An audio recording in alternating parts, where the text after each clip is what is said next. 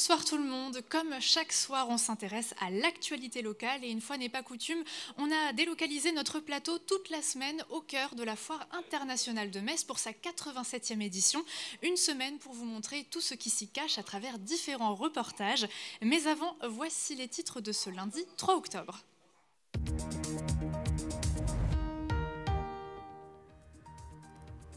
Innovation et objets pratiques qui révolutionnent votre quotidien, des démonstrations qui font également partie de la Foire internationale de Metz.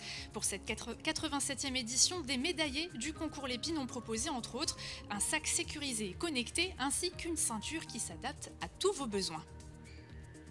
Créer du lien entre jeunesse des quartiers difficiles et forces de l'ordre, un mélange parfois détonnant, mais pas dans le cadre de Prox Aventure, une animation qui existe depuis 5 ans en Moselle et qui permet d'échanger autour des métiers de l'uniforme, exemple à la Patrotte. Et puis de leur côté, ils ont pédalé pour la bonne cause. Plus de 250 personnes ont participé à la 4e édition de Rosenroll Tour, avec un départ sur le parvis des droits de l'homme, suivi de 20 km à vélo dans Metz et jusqu'à Peltre. L'occasion de soutenir les personnes atteintes de cancer du sein, la recherche et la prévention. Et après un week-end pluvieux, la météo de mardi s'annonce radieuse. Le soleil brillera sur tout le département. Température au réveil de 4 à 5 degrés. Le thermomètre grimpera jusqu'à 20 degrés au plus haut. Et notre invité ce soir, Michel Coquet, directeur de Metz Événements. Ensemble, on va revenir sur le démarrage de cette 87e édition de la Foire internationale de Metz, mais aussi sur les temps forts de la semaine. Et pour cet entretien, nous irons déambuler au cœur des stands. Mais avant, on développe les titres.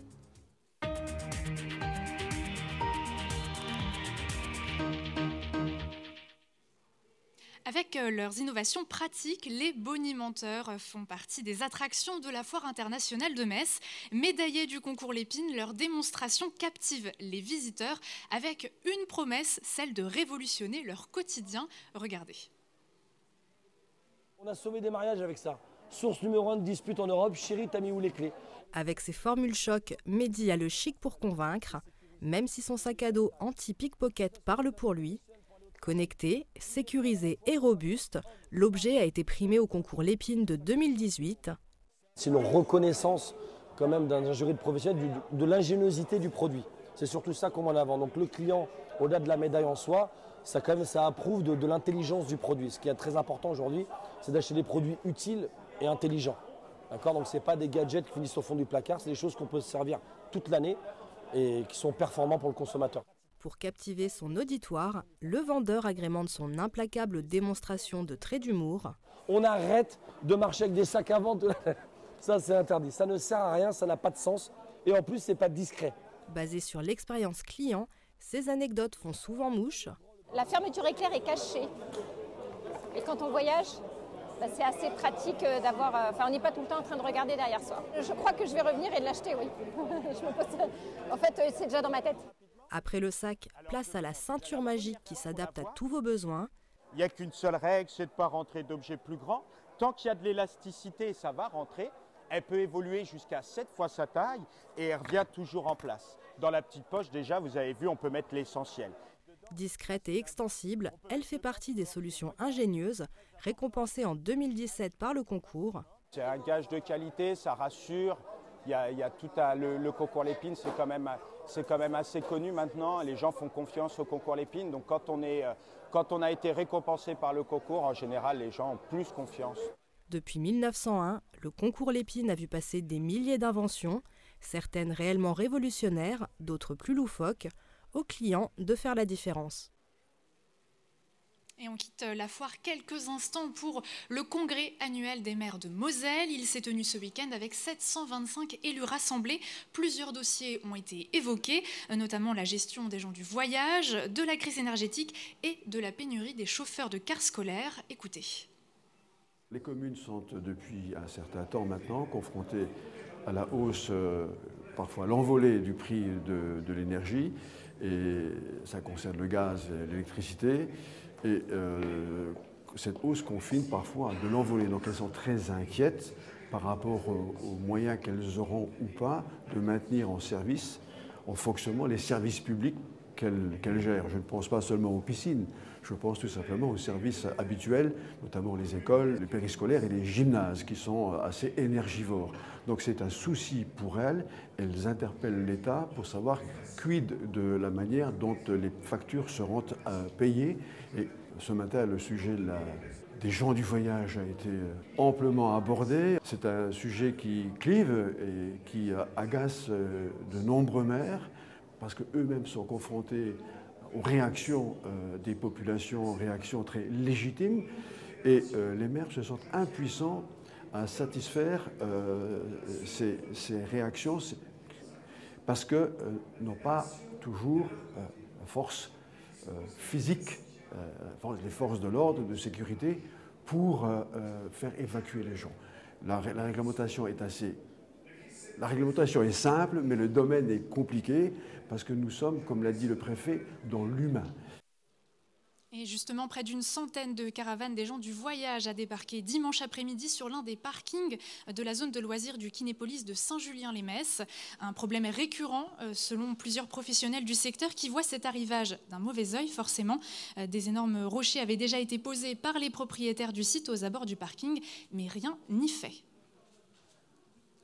Et dans le quartier de Metz-Patrotte, le week-end était plutôt sportif. Dans le cadre de l'animation citoyenne Prox Aventure, les forces de l'ordre et les jeunes du quartier se sont retrouvés ensemble pour renforcer leurs liens. Regardez. L'escalade plaît aux jeunes du quartier de la Patrotte, activité encadrée par les forces de l'ordre. Ça fait rien, dans le quartier on voit toujours des policiers. Notamment depuis 2 ans, car la police municipale a déployé des postes de proximité dans les quartiers dits sensibles. Si aujourd'hui tout le monde est réuni, c'est pour l'événement Prox Aventure, un rendez-vous sportif et citoyen pour déconstruire les stéréotypes. Il ne s'agit pas juste de faire une activité sportive, il s'agit de passer un moment positif. Quand ils retournent plus tard dans les quartiers, quand ils sont amenés à intervenir, les jeunes parfois les reconnaissent, les appellent par leur prénom, les saluent, en disant voilà, c'est d'abord une personne qu'on reconnaît avant un uniforme. Et ce sont ces mêmes uniformes mis en avant à travers différents ateliers au cœur du gymnase de la Patrotte. Techniques de combat, secours à la personne, code de la route et découverte des métiers étaient au programme. Mais aussi un parcours commando, le tout équipé comme des pros. On récupère la lame, on retient la plaque d'immatriculation. C'était physique, on va dire. Fallait courir dans l'endurance. Pour moi, c'est un honneur parce que du coup, ils nous apprennent leur métier et c'est vraiment très intéressant. Se dépasser et se mettre à la place de l'autre pour mieux le comprendre et apaiser les tensions entre la jeunesse et les forces de l'ordre. Pour Lionel, policier municipal du quartier, les bénéfices sont là. On a eu le cas d'ailleurs aujourd'hui avec des jeunes qui ont des problèmes physiques, des petites bagarres au sein déjà de la primaire et puis maintenant au collège. Ça a permis de les retrouver ici, de discuter avec eux, de les faire s'échanger et de se voir autrement que par rivalité sur le collège. En Moselle, ces rencontres existent depuis 5 ans. Cette année, pendant les beaux jours, l'association a organisé 11 rendez-vous de ce type. Et même si certains étaient trop jeunes pour penser à leur avenir professionnel, d'autres avaient déjà des pistes de réflexion. Et direction le zoo d'Amnéville maintenant, la décision a été prise ce week-end au Portugal lors d'un congrès annuel. La structure fait son retour au sein de l'Association européenne des zoos et aquariums, EASA. Exclu en 2018 après la mise en place de leur spectacle de tigres, le zoo a depuis remplacé ce show par une projection d'hologramme. Rejoindre les rangs de cette association européenne était une priorité pour la nouvelle présidente. Aux côtés de 400 autres institutions installées dans près de 50 pays, l'adhésion à l'EASA va notamment permettre aux zoos de participer à des programmes d'échange et d'accéder à un réseau de débat et de recherche. Et la recherche est toujours la priorité quand on parle du cancer du sein. Alors avec le mois d'octobre entamé, la Moselle se colore en rose. De nombreuses animations seront proposées à la population sur tout le territoire pour parler prévention, dépistage et soutien aux malades.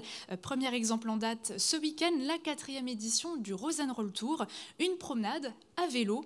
Les participants étaient au rendez-vous malgré une météo capricieuse. Malgré la pluie, les cyclistes tout de rose vêtus sont de sortie à Metz. Mais il ne s'agit pas d'une compétition, ils pédalent toutes et tous pour la 4e édition de Rosenroll Tour.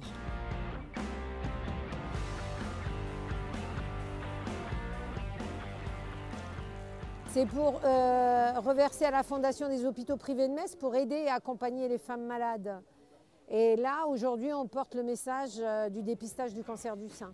Un rendez-vous solidaire qui ouvre en beauté le mois d'Octobre Rose pour parler prévention, recherche et dépistage. Parmi les participants, des femmes et des hommes venus pour beaucoup pour la première fois, tous sensibilisés à la cause. Moi, je pense qu'il faut être sensible à tout ce genre de sujets parce que c'est important d'être mobilisés tous autour de ça. C'est une cause qui, avec nos 50 ans, nous touche particulièrement, donc on avait envie d'y participer. Et malgré la pluie, on s'est dit que c'était sympa. Et c'est aussi l'occasion de favoriser la mobilité douce, rendant le parcours accessible à tous les publics, même enfants. Près de 300 participants se sont inscrits. Avec des départs toutes les 15 minutes, cyclistes aguerris et débutants ont découvert une vingtaine de kilomètres entre Metz et Peltre. Bon, on a à cœur de faire en plus découvrir aux gens qui viennent sur le circuit et qui viennent tous les ans, qui sont fidèles, d'autres beaux endroits sur Metz. Pédaler pour soutenir, certes, mais aussi pour prendre la parole autour des cancers féminins. Donc c'est extrêmement important de se faire dépister. Et aujourd'hui, en tant que femme, je voudrais montrer un courrier qu'on est censé recevoir à 50 ans. C'est pour le dépistage, il est gratuit. De la prévention nécessaire quand on sait qu'il s'agit de la première cause de mortalité par cancer chez les femmes. On recense 5000 nouveaux cas et 3 décès de femmes par jour dans le Grand Est, d'où l'importance de ces mobilisations tournées vers l'accompagnement des personnes atteintes et la recherche. Et on continue sur notre lancée qui dit lundi dit sport et on se remet en forme avec Baptiste Deveau.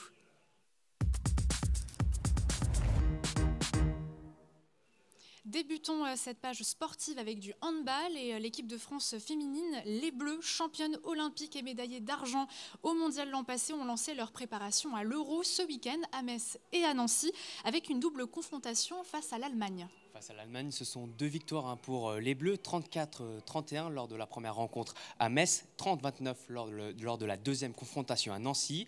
Mais voilà, ce sont 2 victoires, mais il y a beaucoup d'interrogations pour les Bleus d'Olivier Krumbholz et beaucoup de changements à opérer à un mois de l'Euro. Les joueuses d'Olivier Krumbholz sont pêchées défensivement lors des 2 rencontres, mais l'expérience de championne olympique ont permis aux Bleus de l'emporter.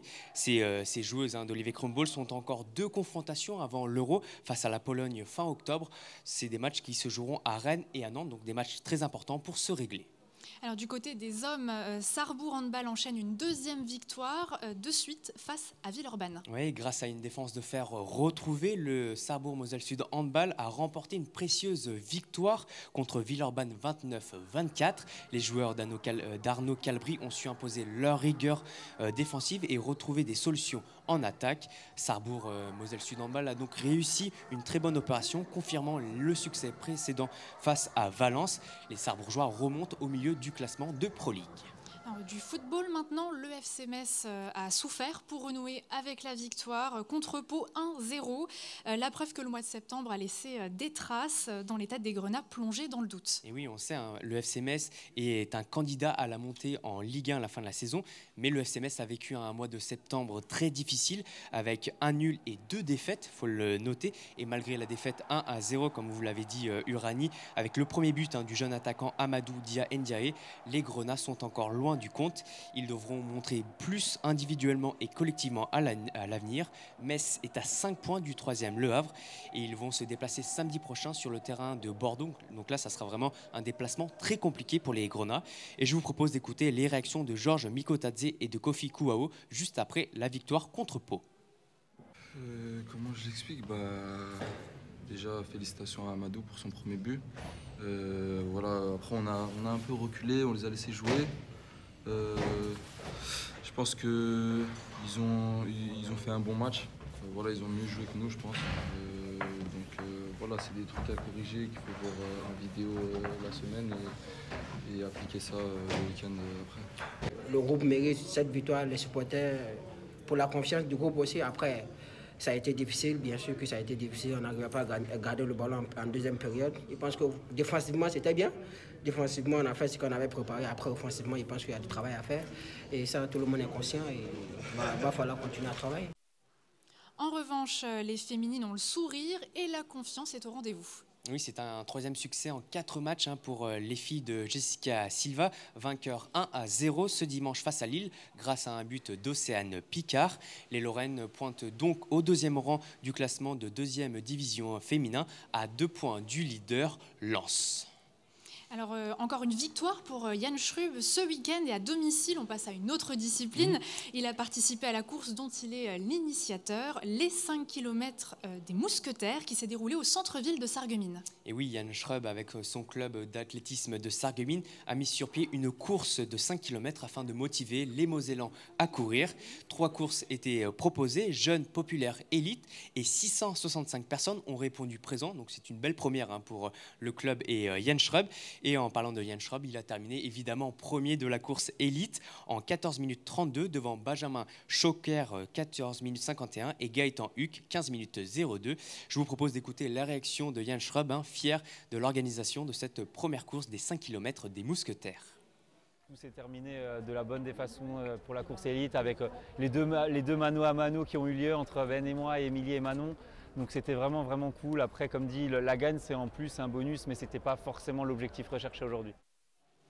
Et on reste en Moselle-Est pour évoquer la finale du tournoi futur de Forbach. C'est l'Allemand Max Hansreberg qui s'est imposé très facilement en 1h10. Et oui, l'Allemand de 19 ans a dominé sans problème l'Argentin Federico Augustin Gomez en finale 6-4, 6-2. Le natif de Munich n'a pas perdu un seul set de sa semaine forbachoise et avait brisé le rêve du Mosellan Boris Fassbender en demi-finale samedi 6-2, 7-5.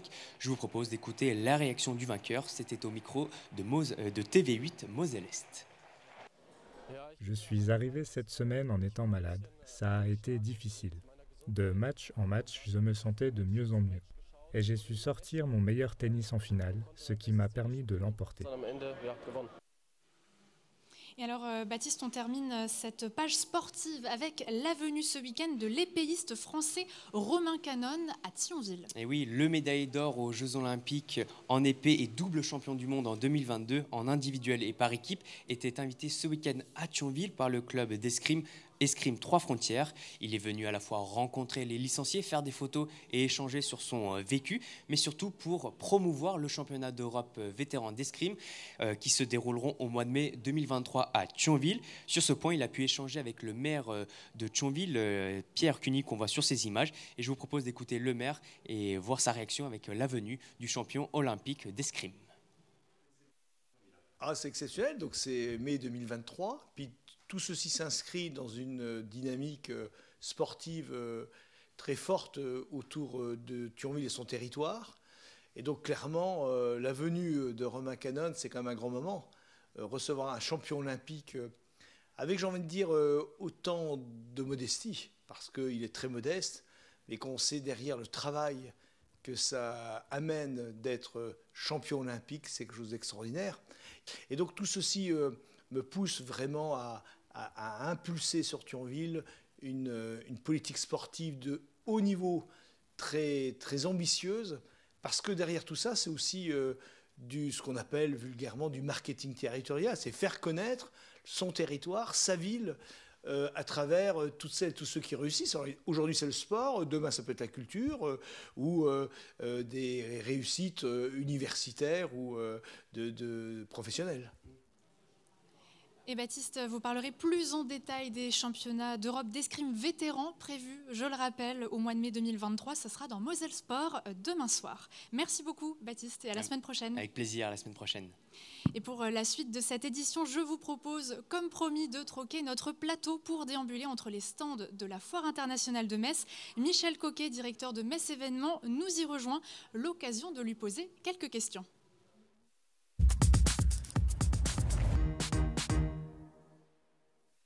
Comme promis, on a troqué le plateau classique pour de la déambulation entre les stands. C'est quand même plus vivant.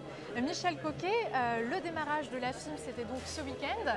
Comment ça s'est passé pour vous, pour cette édition, en plus reprise post-épidémie? On va dire que la foire revit.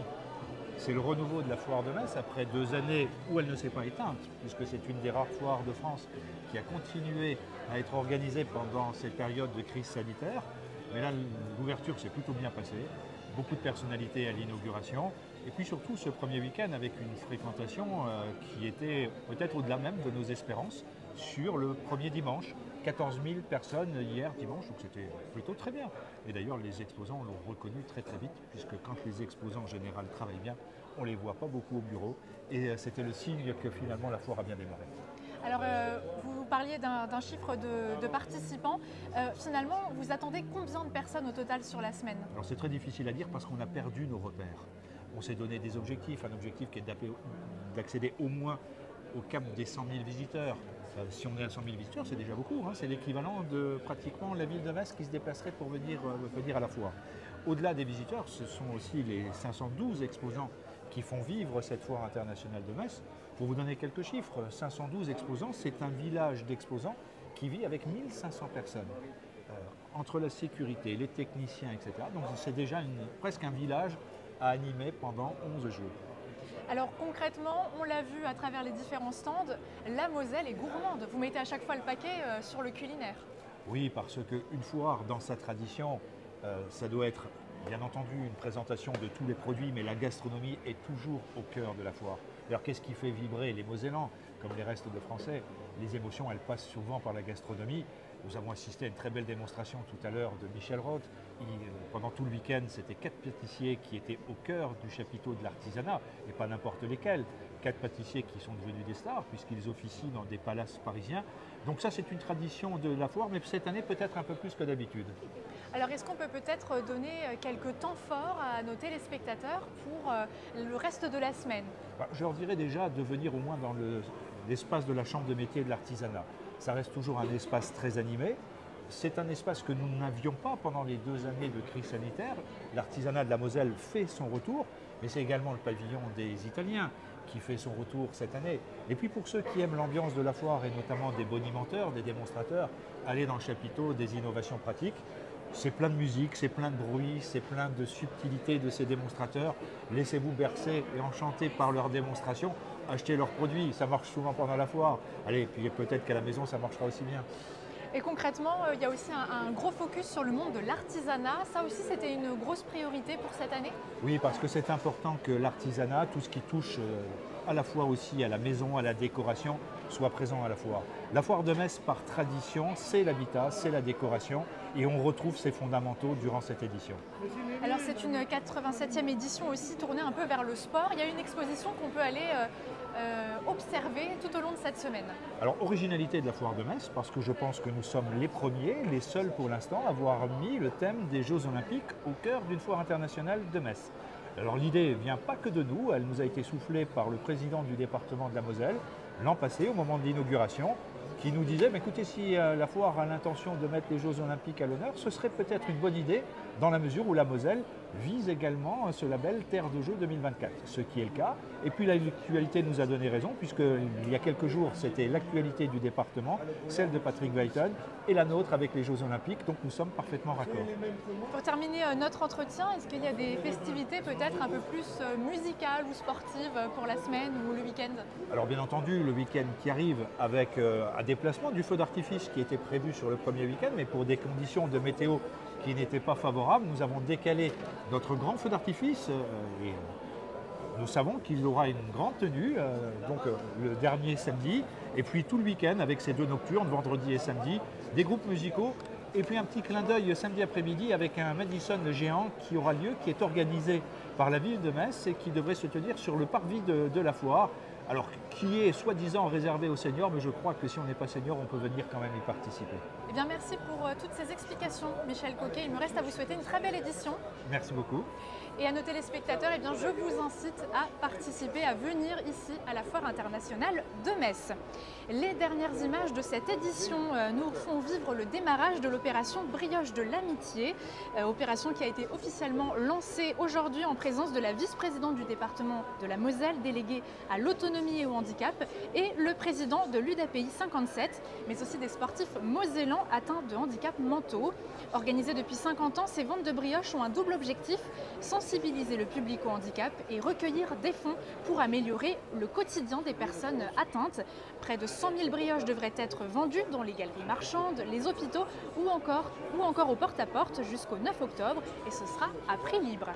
C'est tout pour l'actualité, mais votre soirée continue sur Moselle TV avec nos chroniqueurs du Graouli-Mac juste après et bien sûr Graouli Match à 23 h pour revivre la rencontre Metz-Pau. C'est tout de suite, belle soirée et à demain.